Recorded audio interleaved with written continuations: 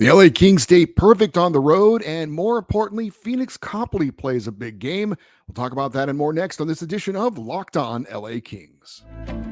You are Locked On Kings, your daily podcast on the Los Angeles Kings, part of the Locked On Podcast Network, your team every day.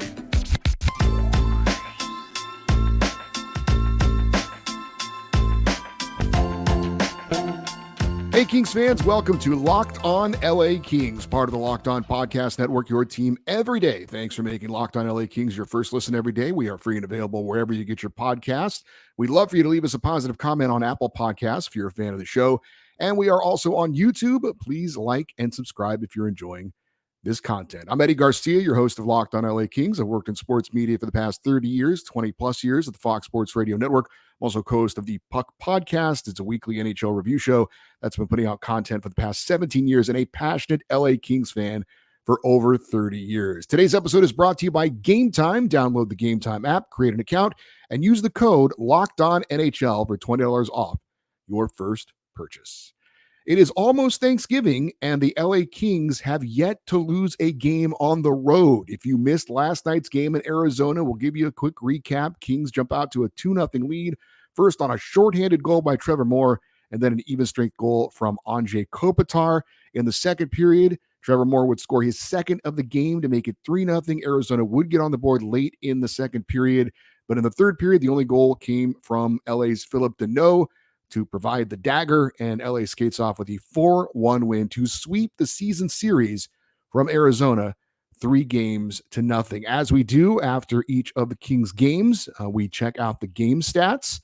The LA Kings, as I mentioned, 8-0 now away from home with that 4-1 win in Arizona. The 8 straight wins to start the season, by the way, third longest winning streak to start a season in NHL history. Only the 2009-10 New Jersey Devils, who had won 9 straight, and the 2006-7 Buffalo Sabres, who hold the NHL record at 10 in a row, have won more. LA now 11-3-3 for 25 points. Kings are tied with the New York Rangers for fourth most points in the NHL. Should be pointed out that the Kings are still in third place in their division. The Pacific has 3 of the top 5 teams in the NHL as far as points go. Vegas, number 2 in the NHL. Vancouver, number 3. And as I mentioned, LA tied for fourth. As far as the game stats go, the shots on goal were in favor of Arizona, 31-25. That probably was helped by the fact that they had 6 power play opportunities, but 0 for 6 on the power play. The Kings went 0 for 4. Faceoffs favored the Kings 35-28. Block shots favored LA 15-11. And the hits went to Arizona by a margin of 19-17. We've talked a lot about it on this show, and the trend continues. The Kings, when they score first, they win. Now 9-0-1 on the season when scoring the first goal of the game.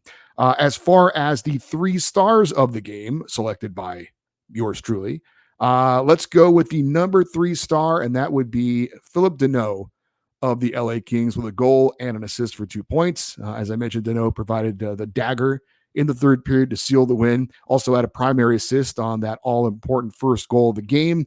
In addition to just playing his typical all-around solid game, we should not take Phillip Danault for granted. Not flashy, but he is steady and smart and a very good player for the LA Kings. And the number 2 star for me is goaltender Pheonix Copley, the Kings' backup goalie. Turned aside 30 of 31 shots. We're going to get more into the importance of this performance and the performance itself coming up in just a bit, but did want to mention that Pheonix Copley, my number 2 star, he was steady, he was calm, fundamentally sound, and made the saves that he is expected to make. Just a all-around solid game for Pheonix Copley. And the number 1 star for the Kings, Trevor Moore. Not only did he get that all-important first goal, but he really got a great display of what exceptional hands Trevor Moore has. Both his goals looked so easy, just flipping the puck into the upper corners of the net, doing so at speed and in close range, really exceptional. The second goal was one of my favorite goals of the year. How many times have I said it? I'd love to see Trevor Moore more on the penalty kill. And with Blake Lizotte out with the injury, he took over Blake Lizotte's time on the PK, and he came up with a gorgeous shorthanded goal And then the second goal he had, just playing great defense. He picks off a pass out of the air in the Arizona zone, finds himself suddenly in front of the net with the goalie one-on-one, not a lot of time and space, fakes a slap shot as the puck settles down for him after he knocked it out of the air, and then just flips it into the upper top corner like it's nothing. Loved his composure in that situation, something frankly we didn't see from the Coyotes, who missed several breakaway chances. Trevor Moore has been great for the LA Kings this season. We talked about it in the offseason, what players were going to step up and kind of take some of the slack that players like Gabe Velarde and Alex Iafallo, and to a lesser extent Rasmus Kupari, they were leaving and leaving kind of some holes and some opportunities for other players to step up. Well, Trevor Moore has done that and then some this year. Also with Victor Arvidsson out as well. Mr. Thousand Oaks is tied with Anze Kopitar for the team lead in goals with 9. I mentioned Trevor Moore on the PK for Blake Lizotte. Should be mentioned that Jared Anderson-Dolan centered the fourth line with Lizzo out of the lineup with that undisclosed injury day to day. I thought JAD was kind of a mixed bag. He did not start off well in this game at all. Had a bad turnover early in the game in the Kings zone that led to a dangerous opportunity. Right after that, he took a hooking penalty, but Trevor Moore was able to score on that penalty kill. Later in the first period, I thought Jared Anderson-Dolan really kind of calmed down. At first, I think he was maybe just trying to do a little bit too much. Sometimes playing too hard can actually be a bad thing because you're just kind of flying around all over the place and kind of a bit out of control. He did have a nice backhand shot on net and later had a really good forecheck that led to a turnover and a scoring chance for LA. Overall, I thought Jared Anderson-Dolan did okay. Like I said, a bit of a rough start. Then he kind of figured things out. And then the rest of the game was kind of just okay for him. He had one shot on goal, just under 9 minutes of action. Overall, the fourth line did not have a point on the night against Arizona. Have not heard anything new on the status of Blake Lizotte. Not sure if he's going to be available Friday or not for the game against the Ducks. We shall see. Also thought that Alex Laferriere back in the lineup, looking good again. He had a strong start in this one, or I should say he had a strong start to the season.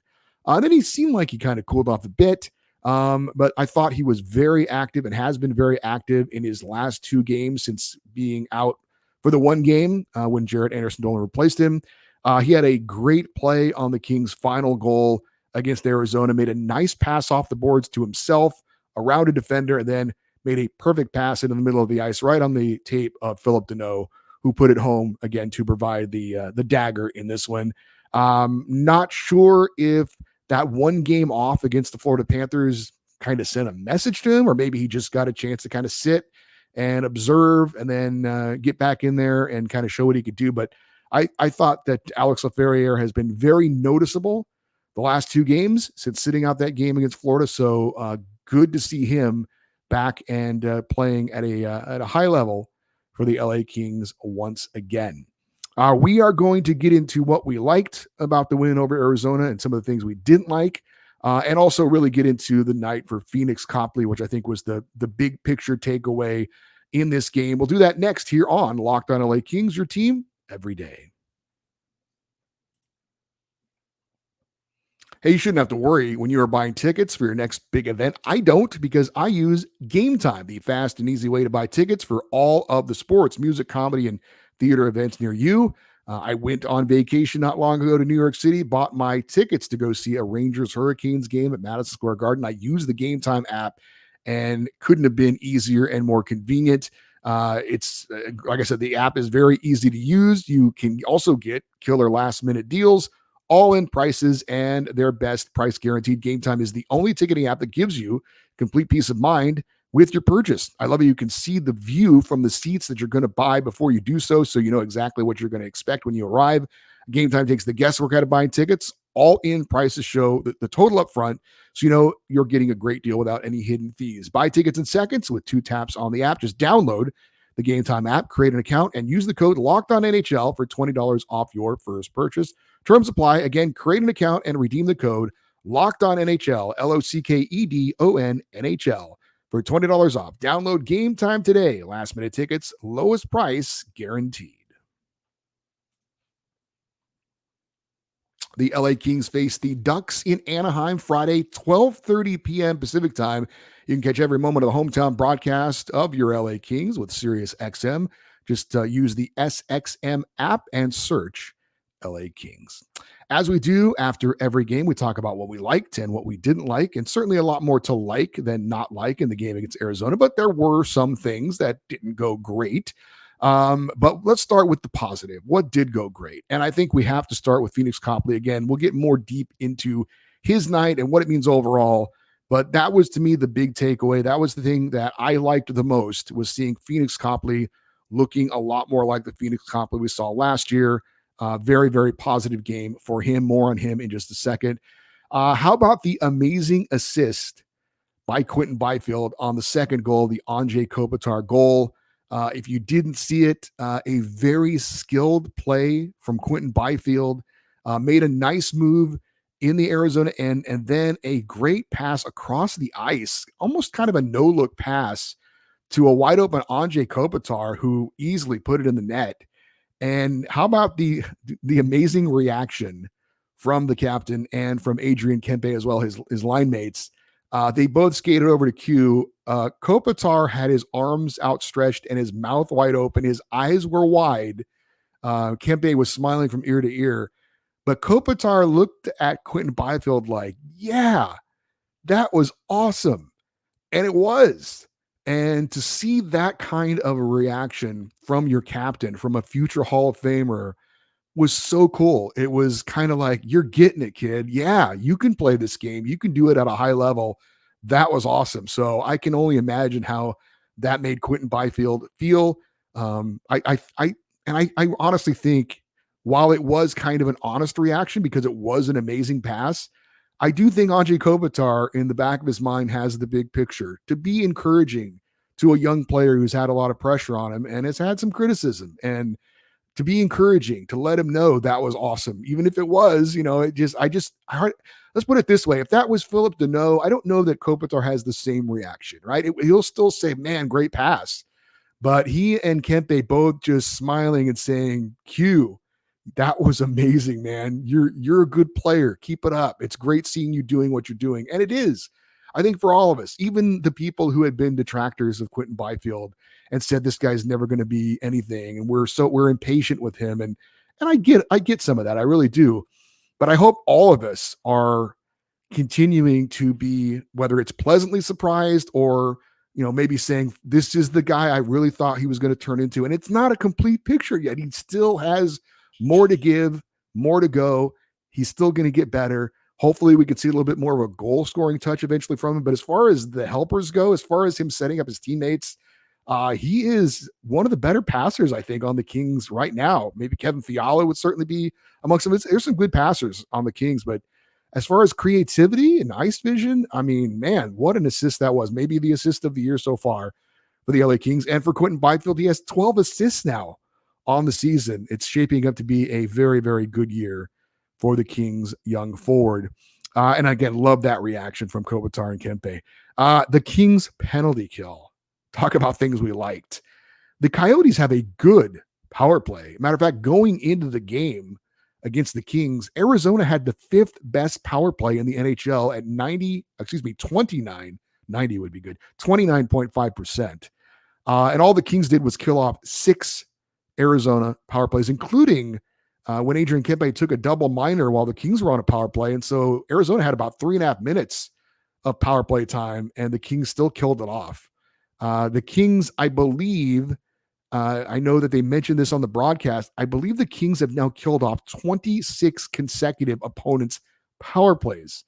And the LA Kings are number 2 in the NHL right now on the penalty kill at 90.2%. Only the Boston Bruins are better at 90.8%. So that was a huge storyline going into the season. Would the Kings penalty kill be improved? And to say it's improved is a huge understatement. It may eventually be the best in the NHL. It's right there on the doorstep at the moment. Now they got to keep it going. But certainly the players have bought in. And, again, I know there have been detractors for head coach Todd McClellan and assistant coach Trent Yawney, who handles the defenseman and the penalty kill. but you got to give credit where credit's due. Tom McClellan said in the offseason a couple of things. Number one, he said that this was the priority in the offseason. And he said that the people in that room, coaches and players, had the ability to get it done. And he was right. Sometimes coaches say things that they think you want to hear, or maybe they think that they need to say. But he made that declaration, and so far he's been 100% right. So give credit to Tom McClellan, give credit to Trent Yanni, and give credit to the players for buying in on this more aggressive penalty kill strategy. It has absolutely worked, and it was part of the reason in a big way why the Kings have been so successful this year and why they beat the Arizona Coyotes on Monday night. All right, there were a few things that we didn't like. I think the Kings' overall defensive game was still solid, but there were some lapses from time to time in coverage, and the Coyotes did have 3 clear-cut breakaways in the game, and a couple of them were shorthanded, which ties into something else that we didn't really like. But if Arizona capitalizes on a couple of those chances, it's a different game. Pheonix Copley made the save on the first one. The second one went off the post, and then the third one was shot wide as far as the 3 breakaways that Arizona had. But again, overall, solid defensive game by the Kings, but there are still a few things to clean up. And speaking of cleaning something up, the power play is still not where it needs to be. And there were 2 shorthanded breakaways while the Kings had the man advantage. That can't happen. Again, if Arizona capitalizes on their chances, maybe it's a different game. But the good news for the Kings is they're still one of the best offensive teams in the NHL without their power play doing a lot so far on the season. Now, you're going to be 5-on-5 more times than not. But still, if we're going to look for one clear spot where the Kings need to be better as a team, I think it's pretty obvious it's the power play. Now, it's not atrocious, but 19th in the NHL, 19.4%. They were 0 for 4 against Arizona. The Kings have too much talent on that power play to not be better. I know they're missing Victor Arvidsson. I know the situation with the left-hand shots, the right-hand shots. But the Kings are averaging almost 4 goals a game. Right now, they're second in the NHL in goals per game, 3.94, only to Vancouver. But again, the power play needs to be better. It needs to be, somewhere at least around 15, like 15, 14, 13, upper half of the NHL at least. The good news is, again, the PK is doing great. So that's definitely been an advantage on the special teams. But I just still think the Kings power play should be and needs to be better, especially when you get into those big, important playoff games and a team makes a mistake because you've outworked them and gives you an opportunity. Got to capitalize on at least some of those. So the special teams, it's interesting. Last year, the power play was so much better. PK was bad. Now it hasn't completely flipped. Like I said, the power play is not atrocious. Penalty kill has been amazing. The power play, it can be better and really needs to be better. One other thing I will mention I didn't like as an individual was the night for Pierre Dubois. I thought he showed some real frustration a couple of times in the game, took a couple of really bad penalties, took a roughing penalty when he was upset that he didn't get a call. And then he grabbed a Coyotes player's jersey and pulled him down late in the game. That was so obvious to everyone. One of the criticisms that we had heard about Pierre-Luc Dubois when he came over from Winnipeg was that he took a lot of dumb penalties. Now, we haven't seen that with the LA Kings before the game on Monday. Kevin Fiala has been the guy who's taken most of the bad penalties, but this was the first time we've seen it from Pierre Dubois. Like I said, showed some frustration. The second penalty, the game was kind of in hand, so okay. But the first penalty, the Kings were up 2-0. If Arizona scores on that power play after he takes just an unnecessary penalty, then maybe the game turns around. But again, fortunately for the Kings, the penalty kill was great. But I thought that Pierre Dubois did not have his best night for sure for the LA Kings. We need to get to the big picture, though, for the LA Kings. The biggest takeaway from the win over Arizona, it's not that the streak continues. It's that Pheonix Copley got a much-needed victory. We'll talk more about that here on Locked On LA Kings, your team every day. Passion, drive, and patience. What brings home the winning trophy is also what keeps your ride or die alive. eBay Motors is everything you need to maintain your vehicle and level it up to peak performance. From superchargers, roof racks, exhaust kits, LED headlights, and more, whether you're into speed, power, or style, eBay Motors has got you covered. With over 122 million parts for your number one ride or die, you will always find exactly what you're looking for. And with eBay's guaranteed fit, your part is guaranteed to fit your ride every time or your money back. Because with eBay Motors, you're burning rubber, not cash. With all the parts you need at the prices you want, it is easy to turn your car into the MVP and bring home that win. Keep your ride or die alive at ebaymotors.com. Eligible items only. Exclusions apply. eBay's guaranteed fit, available only to U.S. customers. All right, the biggest takeaway for me from the win over Arizona was the performance of backup goaltender Pheonix Copley. 30 saves, including 14 in the final period. I didn't think he started great. There were a few anxious moments early on where he was kind of scrambling in net in the crease there. But I thought he kind of figured things out as the game went along. I thought he got better and better as the game went along. He did have the one big save early on the breakaway on Jason Zucker of Arizona. The Coyotes did have the two other breakaways mentioned, but didn't put the shot on net. The one goal he allowed, he made the initial save, but did leave a bit of a rebound in the crease for a putback. Otherwise, a solid effort from Pheonix Copley, just what they are looking for from him. Coming into the game, he had allowed 15 goals in 4 starts. He got pulled in the start in Arizona, so he gets to come back against the Coyotes on the road and get a little bit of redemption as well. So this start was a big start for Pheonix Copley, and I thought a solid game, obviously his best game of the season so far. And want to hear from Pheonix Copley and what he had to say after the game. He talked to LA Kings insider Zach Dooley, and he said, quote, "To start the season, I've been a little bit inconsistent. I just wanted to give the guys a full 60. I put in some extra work with Bucks," talking about goalie coach Mike Buckley, "this past week." He says a half or so. I think it helped clean up some things, and I felt good today. So that was Pheonix Copley talking about his night against the Arizona Coyotes. And again, Pheonix looked a lot like the goaltender we saw last year. Hopefully it's taken him just a little bit of time and a little bit of extra work to find his game. Hopefully he can build off this. Arizona's not a bad team. They've been good at home.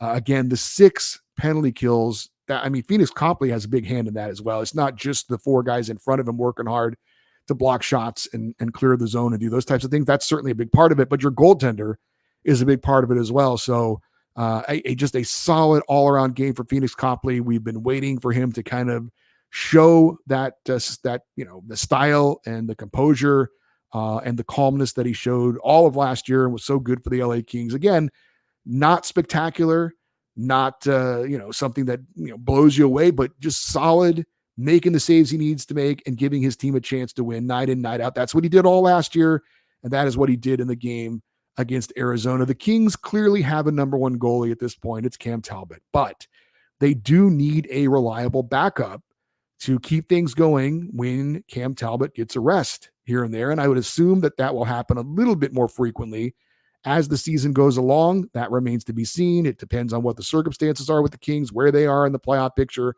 that kind of thing. But again, Pheonix Copley, one of the concerns we had for the Kings was the way he's played so far. Great to see him get a solid win on the road, all around good game. Hopefully something that he can build off of, keep going, and he will be a reliable backup for the LA Kings going forward. Did want to pass along some news regarding a former LA King. Not sure if you heard about this or frankly if you're interested in it, but there was a disturbing story about Milan Lucic. He's back with the Boston Bruins, got arrested on suspicion of assault and battery on a family member. It carries a maximum penalty of 2.5 years in prison. He pleaded not guilty to assaulting his wife after being taken into custody. He has now taken a leave of absence from the Boston Bruins, and I did see something about him entering the player assistance program to get some counseling. So hopefully, I know he pleaded not guilty to the charge. As I've always said in these situations, hopefully justice is served. If he's guilty of what he's accused of, then he needs to be held accountable for that, both by the National Hockey League and by the law. And if it didn't happen, if he's been wrongfully accused, then that certainly needs to be pointed out as well. I work in sports media. I know that when these types of arrests happen, it's very sensationalized and is something a lot of people talk about. For those of you that are still, newspapers, this is kind of a front page thing. And then usually if it's found out that the charges are dropped or if the player's acquitted, it's kind of like a back page thing. It's unfortunate that that's the way it works. But like I said, if he's guilty, he needs to be held accountable. If he's not, I hope that that is pointed out, that the charges were dropped or he was wrongfully accused.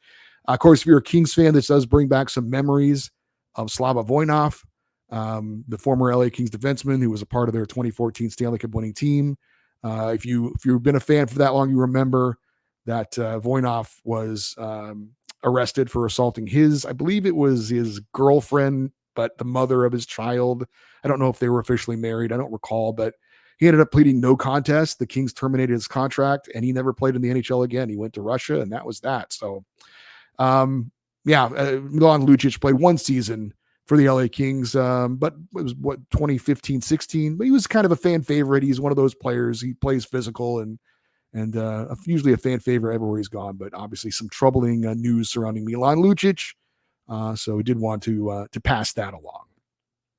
All right, for you everydayers, those of you that listen and watch Locked on LA Kings every day, coming up on tomorrow's show, former LA Kings player and game analyst Daryl Evans is going to join us to talk about the Kings season so far.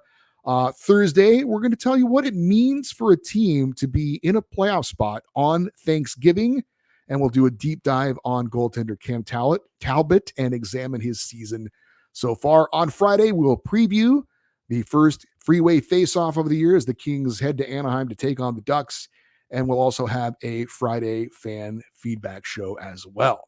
If you want to send an email for that feedback show or anything else that you want to talk about, the email address is lockedoneddie@gmail.com, EDDIE. And if you're watching on YouTube, of course, you can just put your comments in the comment section below. Always check those out. Don't forget to stay interactive with the show. Follow us on Twitter and Instagram, or X, whatever it is. We are at Locked on LA Kings. I'm Eddie Garcia. Thank you, as always, for listening and watching this episode of Locked on LA Kings, part of the Locked on Podcast Network, your team every day. Have a great rest of your day. We will talk to you tomorrow. And as always, go Kings, go.